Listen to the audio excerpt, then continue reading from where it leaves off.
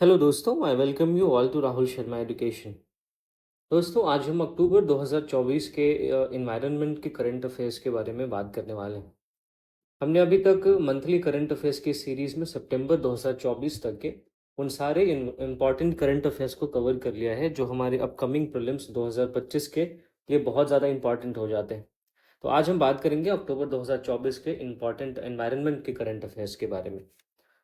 तो इसमें हमारा सबसे पहला इंपॉर्टेंट करंट अफेयर्स है जल ही अमृत। ये इनिशिएटिव दोस्तों अमृत 2.0 स्कीम जो है उसके अंदर में लॉन्च किया गया है, इसलिए ये चर्चा का विषय रहा है। अगर हम जल ही अमृत के बारे में बात करें तो ये एक ऐसा इनिशिएटिव है जो इस बात पे जोर देता है कि अगर कोई भी स्टेट या यूटी एफिशिएंट मैनेजमेंट कर रहा है सीवेज ट्रीटमेंट प्लांट्स का तो उसको इंसेंटिवाइज किया जाए। इसका मतलब ये है कि जो भी सीवेज ट्रीटमेंट प्लांट्स होते हैं वो अगर अच्छे तरीके से काम करेंगे तो उनको इंसेंटिवाइज किया जाएगा। अब देखिए, जो सीवेज ट्रीटमेंट प्लांट्स होते हैं उनको कुछ क्लीन वाटर क्रेडिट दिया जाएगा, और ये जो वाटर क्रेडिट होगा वो स्टार रेटिंग सिस्टम के अंदर में दिया जाएगा। और इसमें भी ये जो क्लीन वाटर क्रेडिट दिया जाएगा या जो इंसेंटिव दिया जाएगा वो हमेशा अर्बन लोकल बॉडीज़ को दिया जाएगा। ठीक है, आप इस बात को ध्यान में रखेंगे। अब मैंने आपको बताया कि जल ही अमृत इनिशिएटिव को अमृत 2.0 के अंडर में लॉन्च किया गया है, तो हमारे लिए अमृत 2.0 के बारे में जानना बहुत ज़्यादा इंपॉर्टेंट हो जाता है। अब 2.0 से पता चल रहा है कि इसका 1.0 भी ज़रूर होगा। तो हम यहाँ पे 1.0 और 2.0 को कंपेयर करके एक बारी देखेंगे कि इन दोनों में क्या अंतर है। अगर हम अमृत के बारे में बात करें तो इसका फुल फॉर्म होता है Atal mission for rejuvenation and urban transformation. ठीक है, जहां अमृत 1.0 को 2015 में लॉन्च किया गया था, वहीं अमृत 2.0 को 2021 1 अक्टूबर को लॉन्च किया गया था। ड्यूरेशन की बात करें तो 1.0 का ड्यूरेशन 2015 से 22 तक था, वहीं 2.0 का जो ड्यूरेशन है वो 2021 से 26 तक था। अगर ऑब्जेक्टिव की बात करें तो 1.0 का ऑब्जेक्टिव 500 सिटीज़ में बेसिक अर्बन इंफ्रास्ट्रक्चर को डेवलप करना था, वहीं अमृत 2.0 का जो ऑब्जेक्टिव है वो वाटर सप्लाई और सीवेज को सारी सिटीज़ में यूनिवर्सल कवरेज देना है।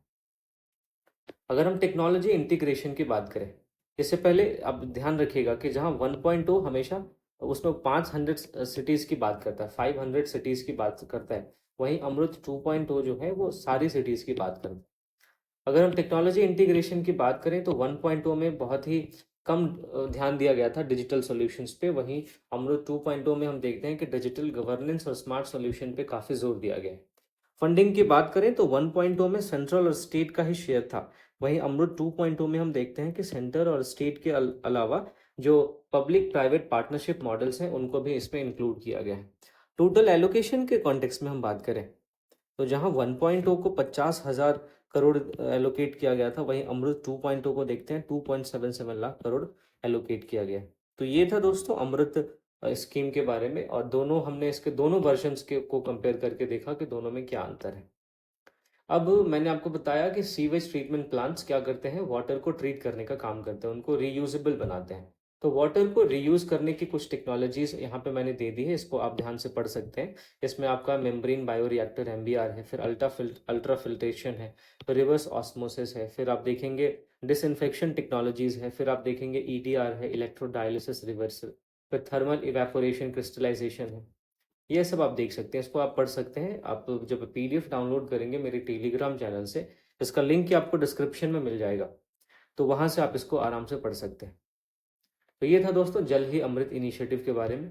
अब हम दूसरे इंपॉर्टेंट करंट अफेयर्स की तरफ आगे बढ़ते हैं, यह है हाइपर लोकल वेदर फोरकास्टिंग। दरअसल केरला ने हाल ही में एक सिस्टम को लॉन्च किया है, इस सिस्टम का नाम है कॉस इट फ्लोज। इस सिस्टम को केरला ने इस पर्पज से लॉन्च किया कि हाइपर लोकल लेवल पे फ्लड से रिलेटेड डेटा को कलेक्ट किया जा सके। अगर हम कॉसइट फ्लोज के बारे में बात करें तो ये एक ऐसा प्रोजेक्ट है जिसको यूनिसेफ ने भी रिकॉग्नाइज किया है, और इस प्रोजेक्ट के अंदर में रेनफॉल, रिवर, टाइडल और ग्राउंड वाटर लेवल से रिलेटेड जो भी डेटा होगा उसको कलेक्ट किया जाएगा, और इसके कलेक्शन के लिए स्टूडेंट्स का, वुमेन का और यूथ का हाउस होल्ड लेवल पे इस्तेमाल किया जाएगा। यानी कि जो भी डेटा इसमें कलेक्ट किए जाएंगे वो डेटा हाउस होल्ड लेवल पे होंगे। तो इस तरीके से हम देखते हैं कि बहुत ही ज़्यादा हाइपर लोकल लेवल पे डेटा को पहले कलेक्ट किया जाएगा, इसके पश्चात उन डेटा का यूज़ करके हाइपर लोकल लेवल पे वेदर फोरकास्टिंग की जाएगी। अब देखिए, ये इंपॉर्टेंट इसलिए हो जाता है क्योंकि वर्तमान में आईएमडी जो है वो डिस्ट्रिक्ट लेवल तक ही वेदर फोरकास्टिंग कर पाता है। ये हाइपर लोकल लेवल पे वेदर फोरकास्टिंग नहीं कर पाता है। तो हाइपर लोकल वेदर फोरकास्टिंग जो होता है, ये एक्सट्रीमली लोकलाइज्ड एरिया में जो भी वेदर कंडीशंस होते हैं उनको पिन पॉइंट करता है, और ये मेट्रोलॉजी का एक स्पेशलाइज्ड फॉर्म है जो कि बहुत ही छोटे लेवल पे वेदर फोरकास्टिंग करने का काम करता है। तो ये हमारा हाइपर लोकल वेदर फोरकास्टिंग के बारे में था। आई होप आपको समझ आया होगा। अगला इंपॉर्टेंट न्यूज़ है दोस्तों, state of global water resources report. इस रिपोर्ट को वर्ल्ड मेट्रोलॉजिकल ऑर्गेनाइजेशन ने कोऑर्डिनेट किया है।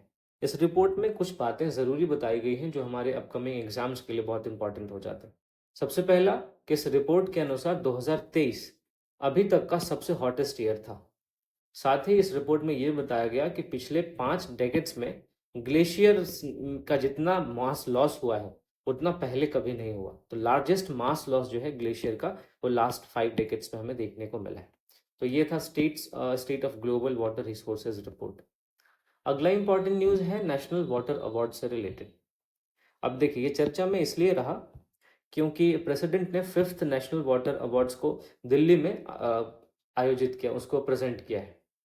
अगर हम नेशनल वाटर अवार्ड्स के बारे में बात करें तो इसकी नोडल एजेंसी मिनिस्ट्री ऑफ जल शक्ति है।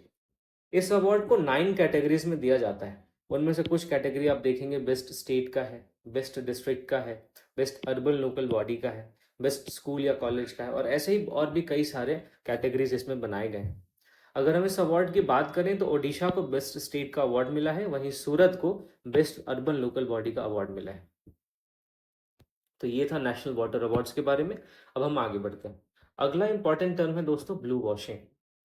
ब्लू वॉशिंग का मतलब होता है जब भी कोई कंपनी या ऑर्गेनाइजेशन फॉल्सली क्लेम करे कि वो ह्यूमन राइट्स को सपोर्ट कर रही है, जो सस्टेनेबिलिटी है उसको सपोर्ट कर रही है, और ये जो क्लेम वो करे वो यूएन के साथ एसोसिएट होके करे, यानी यूएन के साथ वो जुड़ जाए और वो ये क्लेम करे कि वो ह्यूमन राइट्स को सपोर्ट कर रही है। और एक तरफ तो ये क्लेम करे कि ह्यूमन राइट्स को सपोर्ट कर रही है, और दूसरी तरफ वो फिर जो श्रमिक है, जो लेबरर्स हैं, उनका शोषण करे, उनको एक्सप्लॉइट करे।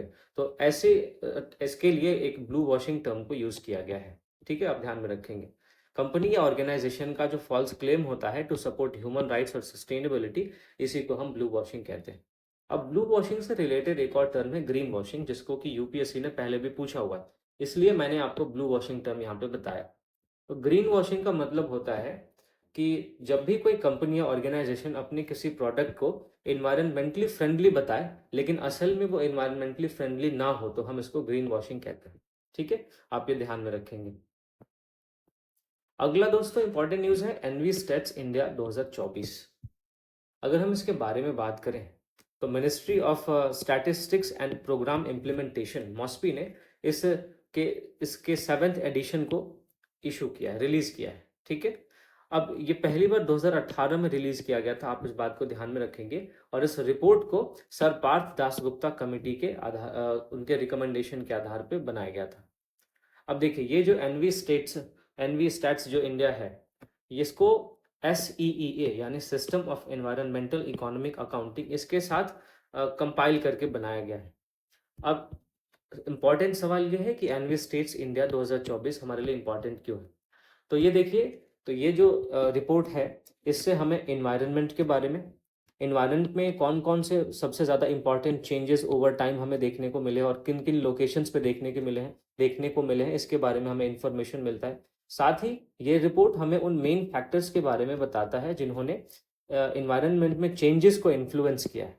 तो उन सारे फैक्टर्स के बारे में हमें इंफॉर्मेशन देने का काम एनवी स्टैट्स रिपोर्ट करता है। अब इस रिपोर्ट में 4 एरियाज को इंक्लूड किया गया है। आपके लिए ये बहुत ज़्यादा इंपॉर्टेंट हो जाता है। एक तो एनर्जी अकाउंट्स को, दूसरा ओशन अकाउंट्स को, तीसरा सॉइल न्यूट्रिएंट इंडेक्स को, और चौथा बायोडाइवर्सिटी को। तो इन 4 एरियाज को एनवी स्टैट्स रिपोर्ट में इंक्लूड किया गया है, ये आप ध्यान में रखेंगे। अब 2024 में ये जो रिपोर्ट आई है, इसमें कुछ बातें हमारे एग्जाम के पॉइंट ऑफ व्यू से जाननी जरूरी है। जैसे इंडिया को एनर्जी ट्रांजिशन में एक ग्लोबल लीडर के रूप में दिखाया गया है। साथ ही साथ इस रिपोर्ट में ये कहा गया है कि 2013 से लेके 21 के बीच में जो मैनग्रोव का कवरेज है वो 8% से इंक्रीज हुआ है। ये बहुत ही अच्छी बात है, तो ये आपके लिए जानना जरूरी हो जाता है। तो ये था दोस्तों एनवी स्टैट्स 2024 रिपोर्ट। अब अगला इंपॉर्टेंट न्यूज़ है बायोडाइवर्सिटी क्रेडिट्स के बारे में। ये बहुत ही सिंपल टर्म है, आप इसको इस तरीके से समझें कि ये एक इकोनॉमिक इंस्ट्रूमेंट है जो किसी भी प्राइवेट कंपनी को इस बात के लिए अलाउ करता है कि वो फॉरेस्ट कंजर्वेशन या रिस्टोरेशन से रिलेटेड जो भी एक्टिविटीज़ हैं उनको फाइनेंस करे। अब इससे रिलेटेड एक टर्म है, वो है बायोडाइवर्सिटी ऑफसेट। अब ये बायोडाइवर्सिटी क्रेडिट जो है वो बायोडाइवर्सिटी ऑफसेट से अलग है। बायोडाइवर्सिटी ऑफसेट में क्या होता है कि अगर किसी भी कंपनी के किसी एक्टिविटी से नेचर पे नेगेटिव इम्पैक्ट पड़ता है तो उस कंपनी को कुछ कॉम्पनसेशन देना पड़ता है। लेकिन बायोडाइवर्सिटी क्रेडिट जो है ये एक पॉजिटिव वे ऑफ अप्रोच है, जिसमें कि जो प्राइवेट कंपनीज होती हैं वो कंजर्वेशन या रिस्टोरेशन से रिलेटेड एक्टिविटीज को फाइनेंस करती हैं। ठीक है, तो ये आप ध्यान में रखेंगे, इसको हम बायोडाइवर्सिटी क्रेडिट कहते हैं। अगला इंपॉर्टेंट न्यूज़ है दोस्तों, पीएम सूर्यघर मुफ्त बिजली योजना।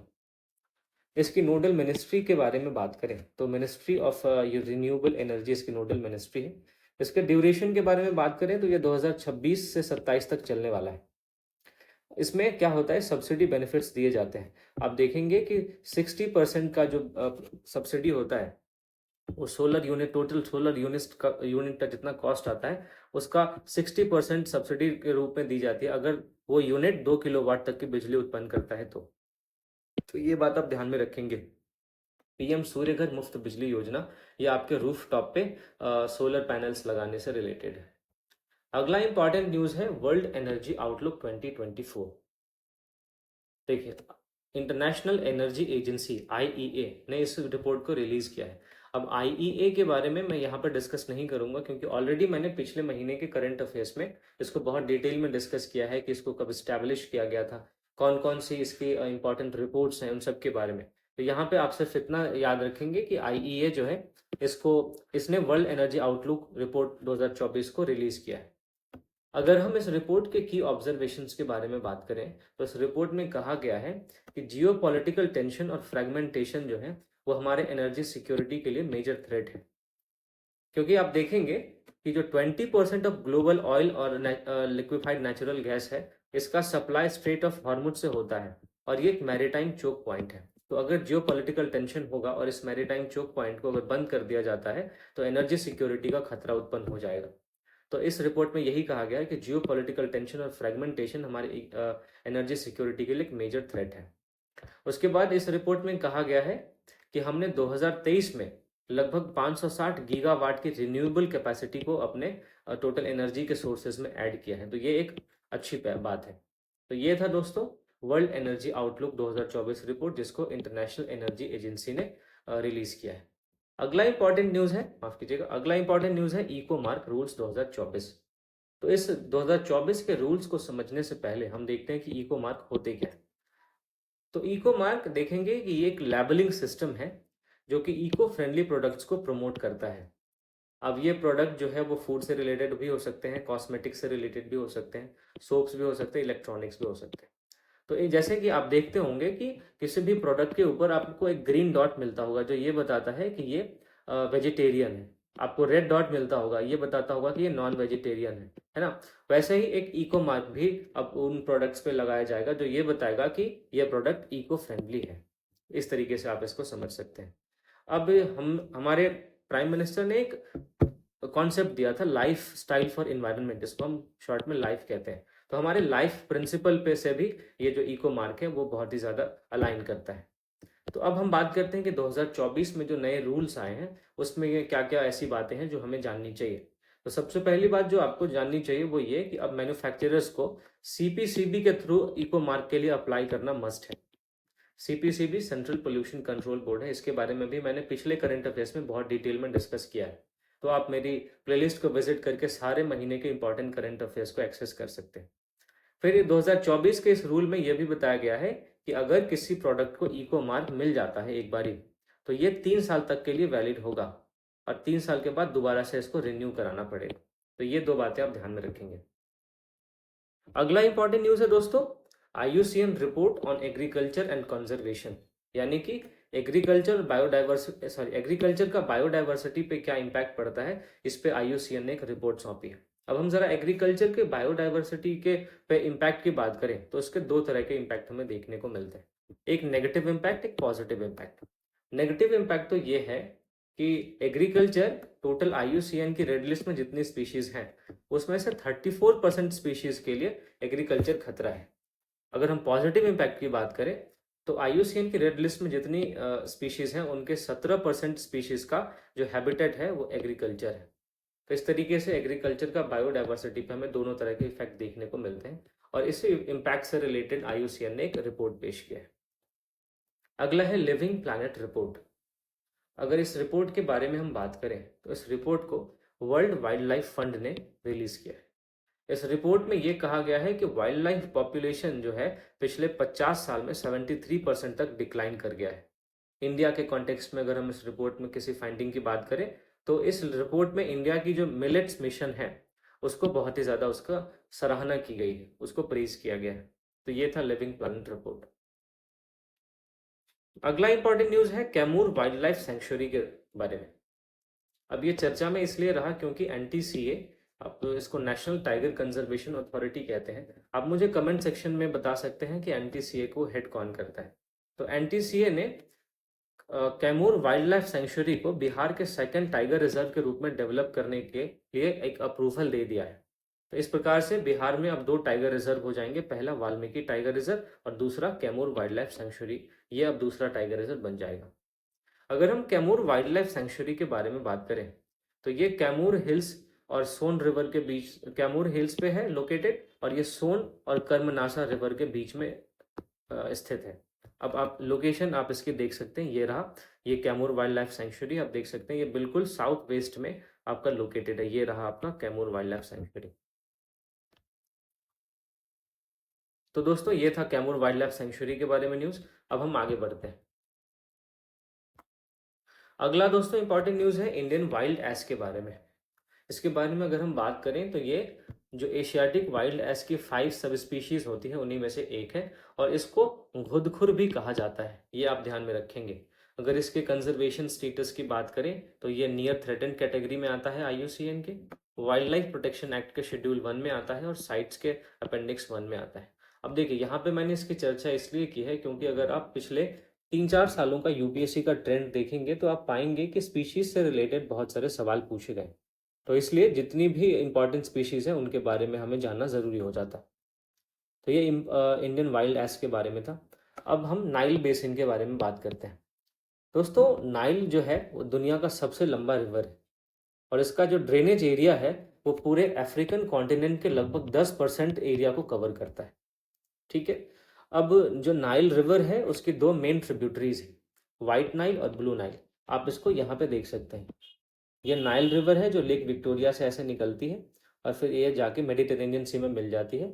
इसकी 2 ट्रिब्यूटरी है, एक वाइट नाइल है, दूसरी ब्लू नाइल है। ठीक है, ये इस बात को आप ध्यान में रखेंगे। अगला इंपॉर्टेंट न्यूज़ दोस्तों लिपुलेख पास के बारे में है। अब ये करंट में इसलिए चर्चा में रहा है क्योंकि इस लिपुलेख पास को खोल दिया गया है और फर्स्ट बैच ऑफ पिलग्रिम्स जो है वो माउंट कैलाश को देखने के लिए यहाँ पे गया है। ठीक है। अब इससे पहले लिपुलेख पास के खुलने से पहले जो ट्रैवल करना पड़ता था इन सारे पिलग्रिम्स को, तिब्बत ऑटोनोमस रीजन जाना पड़ता था ताकि वो इस कैलाश माउंटेन का जो है पीक है उसको देख सकें। ठीक है। अगर हम लिपुलेख पास के बारे में बात करें, इसके लोकेशन के बारे में बात करें तो ये एक इंटरनेशनल माउंटेन पास है जो काला पानी वैली जो है उसके ऊपर में स्थित है। ये आप देख सकते हैं, ये रहा, इसके ऊपर में है यहाँ पे काला पानी। ये रहा लिपुलेख और ये रहा काला पानी। तो काला पानी जो वैली है उसके ऊपर में है और फिर ये एक ट्राई जंक्शन को भी फॉर्म करता है। ये ट्राई जंक्शन इंडिया, नेपाल और तिब्बत ऑटोनोमस रीजन के बीच में है। तो ये देख सकते हैं आप, यहाँ पे है लिपुलेख पास। ठीक है। अगर हम लिपुलेख पास के सिग्निफिकेंस की बात करें तो ये एंशियंट टाइम से ही ट्रेड का एक रूट रहा है और पिलग्रिमेज का एक रूट रहा है, यानी कि यहाँ से तीर्थयात्री कैलाश की यात्रा करने के लिए जाते रहते थे। इसको 1962 में 1962 में इसको क्लोज कर दिया गया था, है ना, चाइनीज इनकर्शंस के डर से। बाद में इसको 2020 में रीओपन किया गया था। तो ये था दोस्तों लिपुलेख पास के बारे में। अक्टूबर 2024 में इतनी इंपॉर्टेंट न्यूज़ हमें देखने को मिलती है जो हमारे एनवायरनमेंट के सेक्शन से रिलेटेड थी और अपकमिंग प्रीलिम्स एग्जामिनेशन के लिए बहुत ज़्यादा इंपॉर्टेंट थी। तो अगली वीडियो में मैं दोस्तों आपसे बात करूंगा नवंबर 2024 के इंपॉर्टेंट करंट अफेयर्स के बारे में। तब तक के लिए मेरे साथ आप जुड़े रहिए और अगर आपको इस लेक्चर का पीडीएफ चाहिए तो आप मेरे टेलीग्राम चैनल को ज्वाइन कर सकते हैं, जिसका लिंक आपको डिस्क्रिप्शन में मिल जाएगा। Thank you for watching. मिलता हूँ बहुत ही जल्दी आपसे एक और अगले वीडियो में।